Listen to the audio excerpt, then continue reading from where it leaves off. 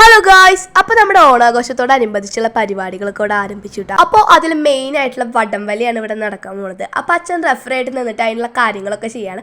അപ്പോൾ നമ്മുടെ ആണുങ്ങളും പെണ്ണുങ്ങളും രണ്ട് ടീമായിട്ടാണ് വടംവലി മത്സരത്തിനുള്ളത്. ആദ്യത്തെ റൗണ്ടിൽ നമ്മൾ ആണുങ്ങൾ പെണ്ണുങ്ങളെ വലിച്ചിട്ടെങ്കിലും രണ്ടാമത്തെ റൗണ്ടിൽ നമ്മൾ ചേച്ചിമാരുള്ള ആണുങ്ങളെ മലർത്തി അടിച്ചുട്ടാ. അപ്പോൾ അടിപൊളി വാശിയേറിയ വടംവലി മത്സരമാണ് അവിടെ നടന്നത്.